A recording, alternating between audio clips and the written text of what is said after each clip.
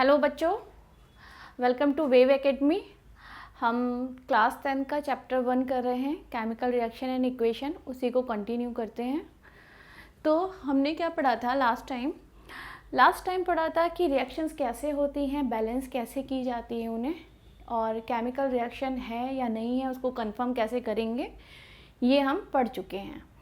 इसमें एक पॉइंट जो रह गया है वो ये है कि कुछ रिएक्शंस ऐसी भी होती हैं जहाँ पे हमें कंडीशन लिखनी पड़ती है, कंडीशन मस्ट होती हैं। जैसे हम यहाँ पर देख सकते हैं कि अगर हम एक रिएक्शन लेते हैं जो कि हमारी किसकी है, फोटोसिंथेसिस की, कार्बन डाइऑक्साइड और वाटर, इन दोनों का कंबाइन करने से क्या बनता है, ग्लूकोज बनता है और ऑक्सीजन बनती है, वाटर बनता है। तो ये जो रिएक्शन है जिसमें जो रॉ मटेरियल है कार्बन डाइऑक्साइड और वाटर, ये बेसिकली सब नेचुरली मिल जाता है। तो क्या हम नहीं बना सकते खाना? ऑफ कोर्स हम नहीं बना पाएंगे। क्यों? क्योंकि इसके लिए पर्टिकुलर कंडीशंस होती हैं। वही कंडीशंस को हम इस रिएक्शन में मेंशन करते हैं। जैसे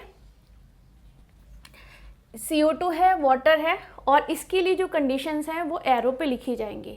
तो इसके लिए कंडीशन क्या है फोटोसिंथेसिस के लिए, कि क्लोरोफिल चाहिए,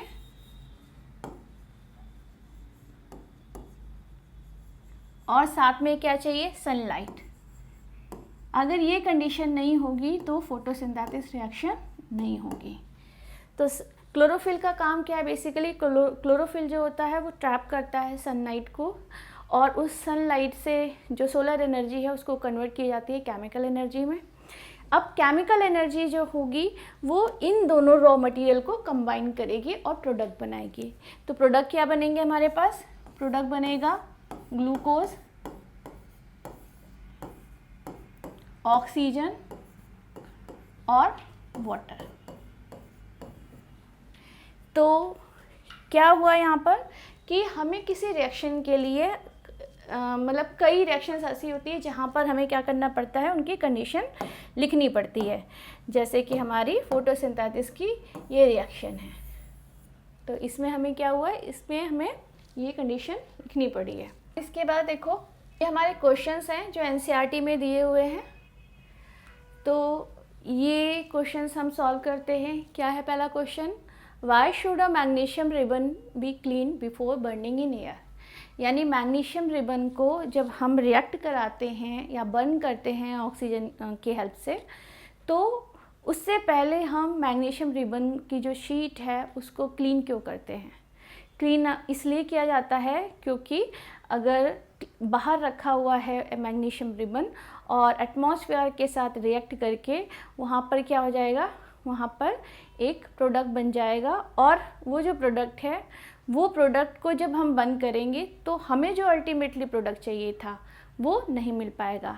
तो इन शॉर्ट ये कह सकते हैं कि मैग्नीशियम रिबन के ऊपर किसी भी तरीके की अगर रस्टिंग हुई है बाहर रखने की वजह से, तो उसको रिमूव करना पड़ेगा, तभी हम वो प्रॉपर रिएक्शन से प्रोडक्ट पा सकते हैं जो हमारा डिज़ायर प्रोडक्ट है। दूसरा है question, right the balance equation for the following chemical reaction. तो हमें बैलेंस इक्वेशन लिखनी है इनके लिए। जैसे फर्स्ट दी हुई है hydrogen plus chlorine form hydrogen chloride. तो इसको देखते हैं ये कैसे रिएक्शन हुई है। तो हम क्या रिएक्शन क्वेश्चन में बोला है कि हमने हाइड्रोजन लिया है, क्लोरीन लिया है और हाइड्रोजन क्लोराइड बना है। ठीक है, तो ये रिएक्शन हमने लिख दी। अब इस रिएक्शन में अगर हम देखें तो हम इसे कंप्लीट करके लिखते हैं। जैसे ये हाइड्रोजन है, मैंने आपको बताया था कि किसी भी रिएक्शन को लिखने के लिए उसकी स्टेट भी हमें रिएक्शन में लिखनी पड़ेगी। अब हाइड्रोजन किस फॉर्म में मिल रही है? हाइड्रोजन मिल रही है हमें गैसेस फॉर्म में, तो हमने इसे G लिखा। क्लोरीन भी जो है वो गैसेस फॉर्म में मिल रही है, इसको भी हमने G लिखा। अब ये दोनों जो हैं कंबाइन कर रहे हैं, तो जो प्रोडक्ट बन रहा है वो भी गैसेस फॉर्म में बन रहा है। वैसे तो आपने देखा होगा कि लैब में आपको जो हाइड्रोक्लोरिक एसिड मिलता है वो लिक्विड फॉर्म में मिलता है। अगर उसमें वाटर मिक्स होगा तो वो डाइल्यूटेड फॉर्म में है, और अगर नहीं है तो वो कंसनट्रेटेड फॉर्म में है। लेकिन यहाँ पर जो प्रोडक्ट बन रहा है वो गैसेस से बन रहा है, हाइड्रोक्लोराइड। हाइड्रोक्लोराइड जो बनेगा ये हमारा गैसेस फॉर्म में ही है। अगर मुझे इसे लैब के लिए प्रिपेयर करना है तो मुझे इसे कंप्रेस करना पड़ेगा, इसको जो गैसेस है उसे कंप्रेस करके लिक्विड फॉर्म में लाना पड़ेगा और तब हम इसे यूज़ करेंगे हाइड्रोक्लोरिक एसिड लिक्विड फॉर्म में। अब वो कंसनट्रेटेड है या डाइल्यूटेड डिपेंड करता है कि हम रिएक्शन किस तरीके की करवा रहे हैं। तो हमारे पास क्या हुआ, दो हाइड्रोजन, मतलब ये हाइड्रोजन गैस, क्लोरीन गैस, और क्या बना है हमारे पास, हाइड्रोक्लोराइड गैसेस फॉर्म में ही बनी है। अब इसे बैलेंस करके लिखते हैं। देखो हाइड्रोजन कितना है, यहाँ पर 2 हाइड्रोजन है, यहाँ पर 1 ही है। क्लोरीन देखो कितना है, 2 क्लोरीन है, बट यहाँ पे 1 ही है। तो हम क्या करेंगे, हमारा मेथड क्या है लिखने का, कि अगर हमें कुछ भी चेंज करना है रिएक्शन में नंबर ऑफ एटम्स को, तो हम फ्रंट पे लिखते हैं। तो यहाँ पे भी 2 है, यहाँ पे भी 2 है, तो यहाँ पे मुझे क्या चाहिए, 2 आगे लिखेंगे फ्रंट में। तो हमारे पास ये बैलेंस रिएक्शन हो गई। इसके बाद हमारे पास क्या है, नेक्स्ट क्वेश्चन जो है, barium chloride react with aluminium sulphate and form barium sulphate and aluminium chloride. तो इसको करके देखते हैं रिएक्शन को। क्या लिया है इन्होंने, बेरियम क्लोराइड लिया हुआ है,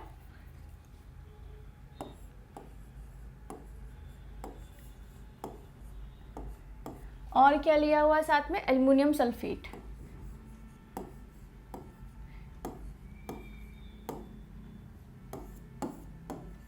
और क्या फॉर्म किया है इन्होंने, barium sulphate plus aluminium chloride. क्या फॉर्म हुआ है, barium sulphate and aluminium chloride.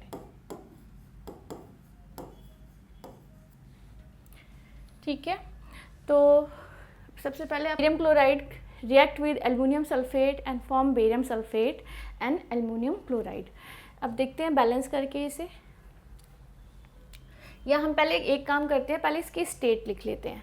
तो जो बेरियम क्लोराइड है ये हमें सॉल्यूशन फॉर्म में मिलता है, तो ये एक्वस है, एक्वस कंडीशन में।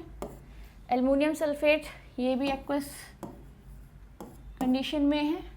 बेरियम सल्फेट जब हम ये रिएक्ट करते हैं, बेरियम क्लोराइड को एल्युमिनियम सल्फेट में डिज़ोल्व करते हैं, तो उस टाइम पर क्या होता है कि बेरियम सल्फेट जो होता है वो हमें प्रेसिपिटेट फॉर्म में मिलता है। तो प्रेसिपिटेट जो है वो सेटल डाउन होगा, तो ये हमें किस स्टेट में मिलेगा, सॉलिड फॉर्म में। और एल्युमिनियम क्लोराइड ये हमें एक्वस फॉर्म में ही मिलता है। हमने इसकी स्टेट लिख ली, अब हम इसको बैलेंस करते हैं। तो बेरियम क्लोराइड में आप देखो क्लोरीन कितना है, 2 है, इधर क्लोरीन 3 है प्रोडक्ट साइड में। तो हम यहाँ पर अगर कर दें 3, तो अब देखो क्लोरीन हो गए 3 2 जा 6, और यहाँ पे 3 है। तो क्या किया जाए, इधर हम इसको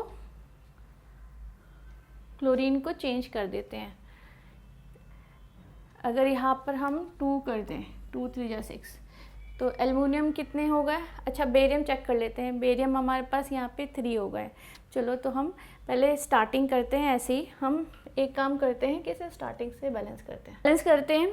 सबसे पहले बेरियम देखते हैं, बेरियम कितना है, 1 है, यहाँ पे भी 1 है।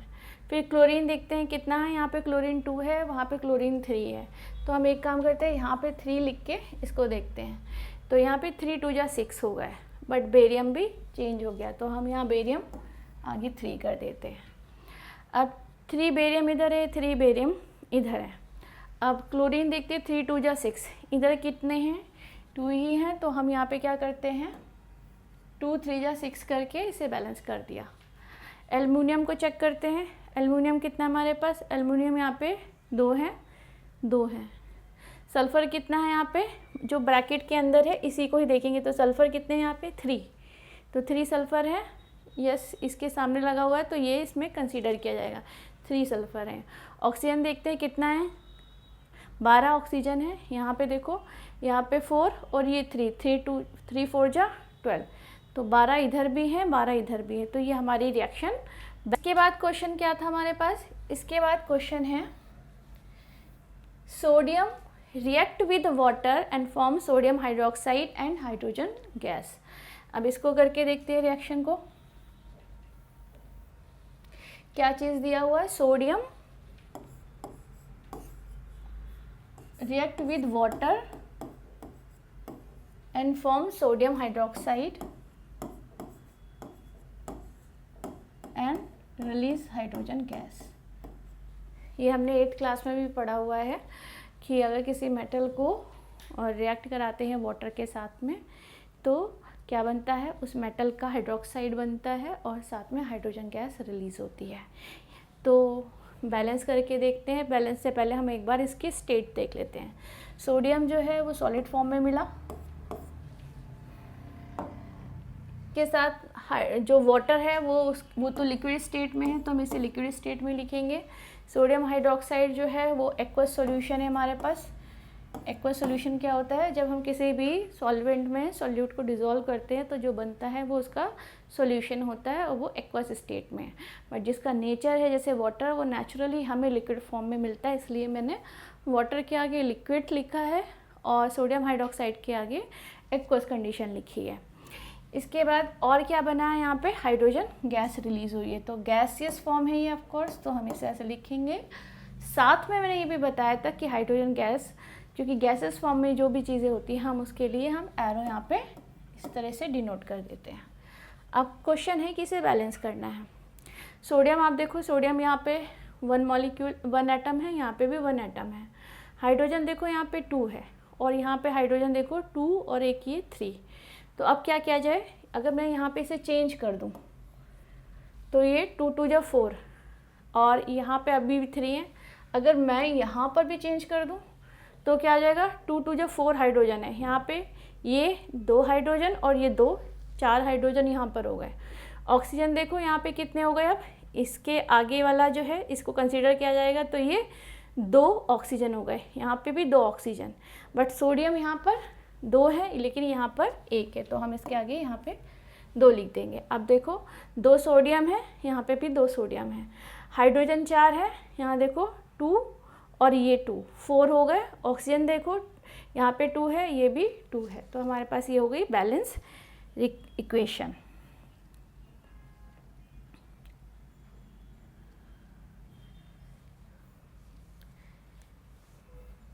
इसके बाद और क्या दिया हुआ है हमारे पास क्वेश्चन में, write a balance chemical equation with state symbol for the following reaction. अब हम यहाँ पे देखते हैं, solution of barium chloride and sodium sulphate in water react to give insoluble barium sulphate. देखो सॉल्यूशन ऑफ बेरियम क्लोराइड, इसका मतलब है कि जब हम इसकी स्टेट लिखेंगे तो क्या लिखेंगे, क्योंकि मैंने भी बताया आपको जब किसी सॉल्यूट को किसी सॉल्वेंट में डिज़ोल्व किया जाए उस चीज़ का वो सॉल्यूशन बनेगा और वो स्टेट कैसी होगी, और अगर वो डिज़ोल्व हो रही है तो वो कैसी स्टेट हो जाएगी, एक्वस स्टेट। तो जब हम यहाँ पे इसका बेरियम क्लोराइड लिखेंगे तो उसके नीचे जो स्टेट लिखेंगे वो एक्वस लिखेंगे। ऐसे ही सोडियम सल्फेट है, ये भी सॉल्यूशन में बना है, तो सॉल्यूशन अगर ये बना है तो इसकी भी स्टेट्स एक्वस लिखी जाएगी। ठीक है, देखो ये वाटर में डिज़ोल्व हो रहा है, वाटर सॉल्वेंट है और ये दोनों क्या सोल्यूट है। ये सोल्यूट वाटर में डिज़ोल्व होगा तो जो सॉल्यूशन बनेगा वो एक्वस सॉल्यूशन है। ऐसे ही सोडियम सल्फेट जब वाटर में डिज़ोल्व होगा तो जो सॉल्यूशन बनेगा वो इसका सॉल्यूशन बनेगा एक्वस स्टेट में। To give insoluble barium sulphate, और जब रिएक्शन होगी यानी कि मेरे पास जो बेरियम क्लोराइड और सोडियम सल्फेट की रिएक्शन होगी उसके बाद मुझे जो प्रोडक्ट में मिलेगा वो मिलेगा insoluble barium sulphate. Insoluble barium sulphate है यानी ये डिज़ोल्व तो नहीं हुआ, तो ये मुझे किस स्टेट में मिलेगा, प्रेसिपिटेट, क्योंकि ये सेटल डाउन होगा। अगर ये सेटल डाउन होगा तो प्रेसिपिटेट स्टेट में मिलेगा, तो हम इसके नीचे, क्योंकि इनसॉल्युबल है, प्रेसिपिटेट है, रिएक्शन प्रेसिपिटेशन हो गई, लेकिन जो कंपाउंड मिला वो किस स्टेट में मिला, सॉलिड, तो इसके नीचे हम सॉलिड स्टेट लिखेंगे। और solution of sodium chloride, sodium chloride का सॉल्यूशन मिलेगा यानी वो स्टेट होगी एक्वस स्टेट। ये अभी हम ये रिएक्शन में देखेंगे। नेक्स्ट क्या है, इसको हम स्टेट देखते हैं, यहाँ पर भी क्या होगा। अब आप देखो sodium hydroxide solution in water लिखा है, इसका मतलब कि सोडियम हाइड्रोक्साइड जो NaOH लिखेंगे उसके नीचे हम इसकी स्टेट एक्वस लिखेंगे। React with hydrochloric acid solution in water, यानी ये भी जो हाइड्रोक्लोरिक एसिड है वो किस स्टेट में, एक्वस स्टेट में है, क्योंकि वाटर में डिजोल्व है और डाइल्यूटेड है, तो हम यहाँ पे डाइल्यूटेड भी मेंशन कर सकते हैं क्योंकि वाटर है, ठीक है। तो डाइल्यूटेड एक्वस स्टेट है ये। To produce sodium chloride solution, तो क्या मिलता है, सोडियम क्लोराइड का सॉल्यूशन मिला, यानी ये भी एक्वस स्टेट में लिखी जाएगी। एंड वाटर, अब वाटर को हम किस स्टेट में लिखेंगे ये आप बताइए, एक्वस या लिक्विड। इसके बाद आप देखो, इसके बाद मैंने इसके आंसर यहाँ पे सॉल्व किए हैं, एक बार मैं ये सारा क्लियर कर देती हूँ। यहाँ तक तो हमने देख लिया था ये रिएक्शंस कैसे होंगी। इसके बाद ये वाली जो थर्ड पॉइंट, बेरियम क्लोराइड हम किस स्टेट में लिखेंगे, एक्वस। सोडियम सल्फेट जो कि वाटर में डिजोल्व किया तो aqueous state. Barium sulphate insoluble form में मिला था, प्रेसिपिटेट था, तो सॉलिड स्टेट। और ये एरो जो बना है नीचे, इसका मतलब है कि वो सेटल डाउन हुआ है, यानी प्रेसिपिटेट उसका फॉर्म हुआ है। तो प्रेसिपिटेशन के लिए जो भी प्रेसिपिटेट बनेगा तो हम एरो डाउन दिखाएंगे, अगर गैसेस फॉर्म में कोई चीज़ बनेगी तो एरो अप दिखाएंगे। फिर सोडियम क्लोराइड मिला था मुझे सॉल्यूशन फॉर्म में, तो ये भी एक्वस स्टेट में है। दूसरी रिएक्शन जो थी सोडियम हाइड्रोक्साइड, ये एक्वस स्टेट में है। हाइड्रोक्लोरिक एसिड को वाटर में डिजोल्व किया था, वो भी एक्वस स्टेट होगी। सोडियम क्लोराइड का सॉल्यूशन मिला था, वो भी एक्वस स्टेट है। और वाटर, अभी मैंने आपसे ये पूछा भी था कि वाटर किस स्टेट में लिखा जाएगा, क्योंकि वाटर का जो नेचर है वो लिक्विड स्टेट का है, वो खुद ही एक सॉल्वेंट की तरह है, तो इसकी स्टेट लिक्विड लिखी जाएगी। नेक्स्ट देखते हैं। नेक्स्ट है हमारे पास ये एक्टिविटीज़। अब हम जो स्टार्ट कर रहे हैं ये हैं वो बेसिकली इस चैप्टर की एक्टिविटीज़ हैं। उन एक्टिविटीज़ की रिएक्शन लिखेंगे, उनकी स्टेट लिखेंगे, बैलेंस करेंगे, और साथ ही साथ इसमें ये देखेंगे कि जो केमिकल रिएक्शंस हैं वो किन किन वजह से केमिकल रिएक्शन है, तो कैसे कंफर्म करेंगे कि वहाँ केमिकल रिएक्शन हुई है वो मेंशन करेंगे। और साथ ही साथ कितने टाइप की केमिकल रिएक्शन है, क्या वो कॉम्बिनेशन रिएक्शन है, क्या डीकम्पोज रिएक्शन है, या डबल डिस्प्लेसमेंट है, एक्सोथर्मिक है, एंडोथर्मिक है। ये सारी चीज़ें हम 1 बाय 1 सारी एक्टिविटीज़ को सॉल्व करेंगे। तो पहली एक्टिविटीज़ यहाँ पर जो दी हुई है एनसीईआरटी की, हमने क्या किया है, मैग्नीशियम रिबन लिया है। ये हमने स्टार्टिंग में भी एक दिखाया था रिएक्शन कंफर्म करने के लिए कि रिएक्शन कैसे होती है। तो ये एक्टिविटी है, इसमें मैग्नीशियम रिबन को लेकर के उसको बर्न किया है। बर्न करने के लिए मुझे ऑक्सीजन चाहिए, तो यहाँ पे रिएक्शन जो है वो इस तरीके की रिएक्शन होगी। मैग्नीशियम रिबन लिया, इसको बर्न किया, बर्न करने के लिए ऑक्सीजन चाहिए, और जो प्रोडक्ट बनेगा वो बनेगा मैग्नीशियम ऑक्साइड। साथ ही साथ जब ये जलता है तो आप देखो यहाँ पे क्या है, वाइट डेजलिंग फ्लेम निकलती है, तो यानी हीट यहाँ से रिलीज़ हो रही है, ठीक है, यहाँ पे बन रही है हीट। तो हमने क्या करना है, अब इसे देखो आप, अब ये रिएक्शन हो गई, हमने इसको बैलेंस करके लिख दिया है, ऑलरेडी हमें ये कर चुके हैं स्टार्टिंग में। तो 2 मैग्नीशियम है, ठीक है, और ऑक्सीजन 2 है, तो हमने इसके सामने 2 लिख के बैलेंस कर दिया, यानी 2 लेफ़्ट साइड में मैग्नीशियम है, राइट साइड में भी नंबर ऑफ एटम्स बराबर हैं, ऑक्सीजन 2 है इधर, राइट साइड में भी ऑक्सीजन 2 है, ठीक है। काउंट कैसे करा हमने, ये मैग्नीशियम के आगे जो नंबर्स लिखे हैं इसके, अगर यहाँ पे मैग्नीशियम के नीचे भी 2 लिखा होता तो हम मल्टीप्लाई करते इस वाले 2 के साथ, और 2 2 जा 4, तब 4 मैग्नीशियम के एटम होते। तो ये इस तरह से बैलेंस हो गई। मैग्नीशियम रिबन सॉलिड स्टेट में है वो, तो हमने सॉलिड स्टेट लिख दिया। ऑक्सीजन गैसेस फॉर्म में है तो गैसेस स्टेट लिख दी, और जो प्रोडक्ट बना है वो ऐश मिली है मैग्नीशियम ऑक्साइड की, वो पाउडरी फॉर्म है बट है तो वो सॉलिड स्टेट, तो हमने यहाँ पे सॉलिड लिख दिया। अब हम इसको चेक करते हैं कि ये केमिकल रिएक्शन है या नहीं है। तो क्या क्या हुआ, जो जो चीज़ें होनी चाहिए थी, कलर चेंज हुआ। देखो मैग्नीशियम रिबन थोड़ा सा सिल्वर कलर का होता है, लेकिन जब उसका प्रोडक्ट बना, जो ऐश बनी, वो वाइट कलर की है, तो चेंज इन कलर कन्फर्मेशन है केमिकल रिएक्शन होने का। इसके साथ क्या, heat and light are produce. देखो जब ये जला था मैग्नीशियम रिबन, तो इसमें ढेर सारी वाइट डजलिंग फ्लेम जो है वो लाइट प्रोड्यूस हुई, और साथ में जब जल रहा था तो वो गर्म भी हो जाता है। तो ये देखो हीट और लाइट प्रोड्यूस हुई है। साथ में और कैसे कंफर्म करेंगे केमिकल रिएक्शन हुई है, a new substance is form. जो यहाँ पर सब्सटेंस थे मैग्नीशियम और ऑक्सीजन, क्या मुझे वैसे ही प्रोडक्ट में मिले? नहीं, मुझे मैग्नीशियम ऑक्साइड मिला, ये एक नया सब्सटेंस है। तो रिएक्टेंट के रिएक्शन से जो नया प्रोडक्ट बन जाए वो कंफर्म करेगा कि ये केमिकल रिएक्शन हुई है। और इट इज़ इरिवर्सिबल, आप इस ऐश से इससे मैग्नीशियम और ऑक्सीजन को नहीं बना सकते हैं। तो ये हमने कंफर्म किया कि केमिकल रिएक्शन हुई है, इस बात को ये प्रूफ करता है। अब नंबर ऑफ रिएक्शन देखते हैं, टाइप्स कौन कौन से इसमें रिएक्शन हुई है। तो देखो, एक हुई है कॉम्बिनेशन, एक हुई है एक्सोथर्मिक रिएक्शन। अब ये क्या है? कॉम्बिनेशन का मतलब क्या हो गया? नाम से पता चला कंबाइन करना, यानी ऐसी रिएक्शन जिसमें दो रिएक्टेंट कंबाइन होकर के एक प्रोडक्ट बनाए, है ना। द रिएक्शन इन विच 2 और more than 2 reactant combine together and form a new substance। तो यहाँ पे बन गया है। तो ये कैसी रिएक्शन हो गई? Combination reaction.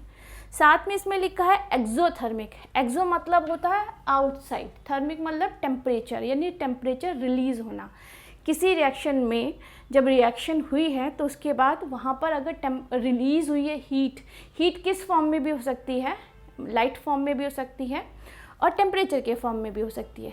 तो यहाँ देखो, ये हीट और टेम्परेचर दोनों के फॉर्म में हुई है। तो प्रोडक्ट में क्या हुआ है? लाइट भी रिलीज हुई है एज अ हीट। तो हम इसे क्या बोलेंगे? Exothermic reaction. ये भी हम आगे जब पढ़ेंगे, चैप्टर कंटिन्यू करेंगे, उसमें हम ये डिटेल में भी पढ़ेंगे, इनकी एग्जांपल भी लेंगे जो एनसीईआरटी के हैं इनके लिए, एक्सोथर्मिक और कॉम्बिनेशन रिएक्शन। अगर आपको कुछ याद ना आए एक्सोथर्मिक रिएक्शन का एग्जांपल, तब आप पेपर में ये भी लिख सकते हैं एक्सोथर्मिक के लिए या कॉम्बिनेशन रिएक्शन के लिए। ये पहली एक्टिविटी हमारी सॉल्व हो गई। नेक्स्ट एक्टिविटी आप देखो, एक नेक्स्ट एक्टिविटी है 1.2, जिसमें हमने क्या लिया है? लेड नाइट्रेट लिया है सॉल्यूशन। अब सॉल्यूशन है लेड नाइट्रेट का, तो किस स्टेट में लिखी जाएगी ये? सॉलिड स्टेट में या लिक्विड स्टेट में या एक्वस स्टेट में? जब सॉल्यूशन बना है लेड नाइट्रेट का, यानी मैंने सॉल्यूट को सॉल्वेंट में डिज़ोल्व किया, तो जो सॉल्यूशन बना और वो डिज़ोल्व हो गया है, तो एक्वस स्टेट, यानी मैं जब इसे लिखूंगी तो एक्वस स्टेट में लिखूंगी। इसके बाद add potassium iodide solution to this, और मैंने इसका भी सॉल्यूशन बनाया है, तो ये भी एक्वस स्टेट में ही जाएगा। What do you observe? जब हम लेड नाइट्रेट को लेते हैं और किसके साथ रिएक्शन करते हैं? पोटेशियम आयोडाइड के साथ, तो क्या प्रोडक्ट बनेगा, कैसी रिएक्शन होगी, और जो रिएक्शन हुई है वो केमिकल रिएक्शन है या नहीं, इसको कैसे प्रूफ करेंगे। तो स्टार्ट करते हैं ये। अब आप देखो इसको कैसे किया है रिएक्शन को। ये रही हमारी एक्टिविटी 1.2। तो हमने क्या लिया है? यहाँ पे लेड नाइट्रेट लेना है, तो हमने लेड नाइट्रेट ले लिया, ठीक है।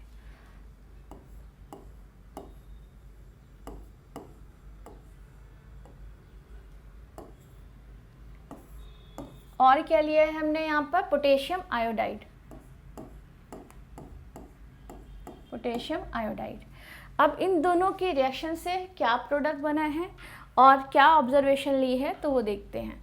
तो हमने जब प्रोडक्ट बनाया तो हमारे पास क्या मिला है? हमें इसमें मिला है लेड आयोडाइड। लेड आयोडाइड जो है वो डिज़ोल्व नहीं होता उस सॉल्यूशन में, तो वो प्रेसिपिटेट फॉर्म में नीचे सेटल डाउन हो जाता है। तो हम लेड आयोडाइड लिख लेते हैं। और साथ में क्या बना है हमारे पास? हमारे पास बना है, अब देखो, लेड आयोडाइड बना और क्या बना है? पोटेशियम नाइट्रेट, ठीक है। अब इसको बैलेंस करते हैं और स्टेट लिखते हैं साथ में इसके। तो पहले इसकी बैलेंसिंग स्टेट लिख लेते हैं। लेड नाइट्रेट है, सॉल्यूशन फॉर्म में है, ये aqueous state. Potassium iodide aqueous state. ये प्रेसिपिटेट बना है, सेटल डाउन हुआ है, तो पहले हम इसे सेटल डाउन के लिए ये एरो डाउन कर देते हैं और यहाँ पर हम सॉलिड स्टेट लिखेंगे। साथ में प्रोडक्ट में पोटेशियम नाइट्रेट सॉल्यूशन फॉर्म में ही है, तो ये भी हमारा एक्वस स्टेट में जाएगा। अब बैलेंस कर लेते हैं। तो लेड बराबर है, नाइट्रोजन यहाँ पे 2 है, यहाँ पे नहीं है, तो यहाँ पे हम 2 कर देते हैं। तो 2 नाइट्रोजन हो गए। ऑक्सीजन देखते हैं 3 2 जा 6, 2 3 जा 6, ठीक है यहाँ पर। और पोटेशियम देखते हैं, पोटेशियम यहाँ पे 2 है, 2। आयोडीन यहाँ पे देखो 2 है, यहाँ पे 2। ये हमारी बैलेंस रिएक्शन हो गई, ठीक है। अब इसमें क्या बोला, व्हाट डू यू ऑब्जर्व, आप क्या ऑब्जर्व कर रहे हो। तो आप देखते हैं इसमें क्या क्या ऑब्जर्व किया हमने। सबसे पहले ये देखेंगे कि केमिकल रिएक्शन हुई है, कंफर्म करते हैं कैसे। क्या हुआ यहाँ पे, formation of new substance yellow precipitate, यानी जब आपने पोटेशियम आयोडाइड लिया, पोटेशियम नाइट्रेट लिया था और उसको जब आपने सोडियम लेड नाइट्रेट लिया था और उसे पोटेशियम आयोडाइड सॉल्यूशन में मिक्स किया था, तो आपको जो प्रोडक्ट मिला था वो प्रोडक्ट प्रेसिपिटेट जो बना था वो येलो कलर का बना। कलर चेंज हो गया, चेंज इन कलर भी हमारा केमिकल रिएक्शन को प्रूव करता है। इसके बाद एक कलर चेंज हो गया है, कलरलेस था हमारे पास लेड नाइट्रेट, और जब वो बना लेड आयोडाइड तो हमारे पास क्या हो गया, येलो कलर का सॉल्यूशन बन गया। और क्या है, न्यू सब्सटेंस बना है बेसिकली। और चेंज इन स्टेट भी चेंज हुई है। लेड नाइट्रेट की जो स्टेट थी वो एक्वस स्टेट थी, और जो लेड आयोडाइड बना वो प्रेसिपिटेट सॉलिड फॉर्म में बना, तो स्टेट चेंज हो गई एक्वस से solid state. Number of reaction कितने टाइप के हैं यहाँ पर, 2 तरीके की है, डबल डिस्प्लेसमेंट और प्रेसिपिटेशन। देखो प्रेसिपिटेशन तो आपको समझ में आ गया होगा कैसे, क्योंकि वहाँ पर क्या बना है, हमारे पास लेड आयोडाइड का प्रेसिपिटेट बना, तो वो प्रेसिपिटेशन रिएक्शन हो गई। जहाँ पे भी प्रेसिपिटेट बनेगा जो सेटल डाउन हो जाएगा किसी सॉल्यूशन के अंदर, वो डिज़ोल्व नहीं हो रहा है, ठीक है, तो वो हमारा प्रेसिपिटेशन रिएक्शन हो गई। ये क्या है, डबल डिस्प्लेसमेंट। देखो डिस्प्लेसमेंट मतलब क्या होता है, जो उसको उसकी प्लेस से हटा दे, और डबल डिस्प्लेसमेंट यानी कि 2 चीज़ें हैं जो एक दूसरे को रिप्लेस करेंगी। डिस्प्लेसमेंट का मतलब अपनी जगह से हटा देना, और डबल डिस्प्लेसमेंट का मतलब 2 एक दूसरे की प्लेस को चेंज करेंगे। जैसे यहाँ देखो, इसको कैसे समझ सकते हैं आप, ये देखो, जैसे आपके पास लेड है और पोटेशियम है। जब हम ये अभी पढ़ेंगे डिस्प्लेसमेंट रिएक्शन, तो हमें रिएक्टिविटी सीरीज़ याद करनी पड़ेगी। तो रिएक्टिविटी सीरीज़ में जो है पोटेशियम ऊपर आता है, तो जो सबसे ऊपर होते हैं उनकी रिएक्टिविटी सबसे ज़्यादा होती है, वो जल्दी रिएक्ट करते हैं, वो ज़्यादा पावरफुल होते हैं कंपेयर देन जो उनके नीचे एटम हैं, तो उनको रिप्लेस कर सकते हैं। तो पोटेशियम ने इसको रिप्लेस किया, इसको रिप्लेस कर दिया, इसकी जगह खुद लग गया और पोटेशियम नाइट्रेट बन गया। इसकी जगह को रिप्लेस किया है, डिस्प्लेसमेंट हुआ है। और ये लेड जो है, अब क्या हो रहा है, ये लेड इस जगह को, क्योंकि पोटेशियम यहाँ से हट गया है तो इस जगह पर ये ऐड हो रहा है, जैसे यहाँ पर। तो अब यहाँ 2 बार डिस्प्लेसमेंट हुआ है। पोटेशियम ने लेड को डिस्प्लेस किया, खुद लग गया, और इस लेड ने क्या किया है, आयोडीन के साथ में रिएक्ट करके लेड आयोडाइड बना दिया। तो यहाँ पे डबल डिस्प्लेसमेंट रिएक्शन हुई, ठीक है। इसके बाद देखते हैं हमारे पास और एक्टिविटी क्या है।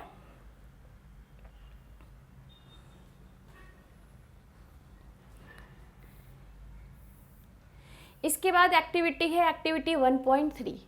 एक्टिविटी 1.3 में क्या है, take a few zinc granules in a conical flask और अ टेस्ट ट्यूब।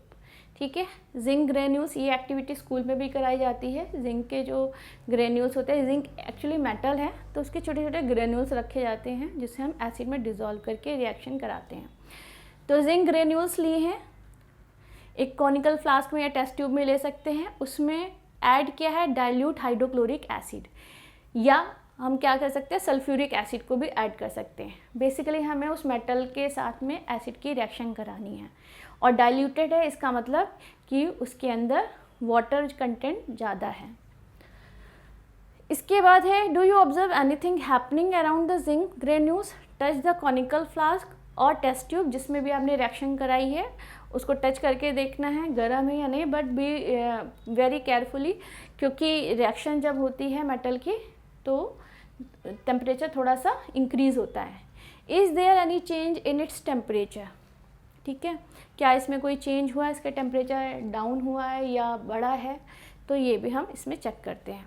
तो पहले हम रिएक्शन करते हैं। रिएक्शन में क्या करना है, हमें जिंक लेना है, जिंक ग्रेन्यूल्स। हमने जिंक ले लिया, ठीक है, ग्रेन्यूल्स है, जिंक ग्रेन्यूल्स है तो किस स्टेट में है, सॉलिड स्टेट में है, यहाँ लिख लेते हैं सॉलिड स्टेट। इसके बाद हमने इसको डिज़ोल्व किया एसिड में, हमने ले लिया जैसे हाइड्रोक्लोरिक एसिड ले लिया।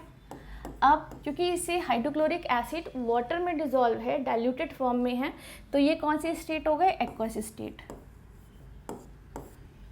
इसके बाद जो प्रोडक्ट बनेगा वो क्या बनेगा, प्रोडक्ट बनेगा एक सॉल्ट जिंक क्लोराइड का, और साथ में क्या होगा, हाइड्रोजन गैस रिलीज होगी। ये आपने 8th क्लास में भी पढ़ा हुआ है कि जब कोई मेटल वाटर एसिड के साथ रिएक्ट करता है, it form salt and hydrogen gas. तो ये जिंक क्लोराइड जो कि मेटल लिया था तो उसका सॉल्ट बना जिंक क्लोराइड और हाइड्रोजन गैस रिलीज हुई। तो जिंक क्लोराइड जो है ये किस फॉर्म में है, ये भी उसी वाटर में डिज़ोल्व है, इसके साथ में एसिड में डिज़ोल्व है, तो एक्वस स्टेट है ये भी। और हाइड्रोजन किस फॉर्म में है, गैसेस फॉर्म में है, और ऊपर हम इसके एरो शो कर सकते हैं।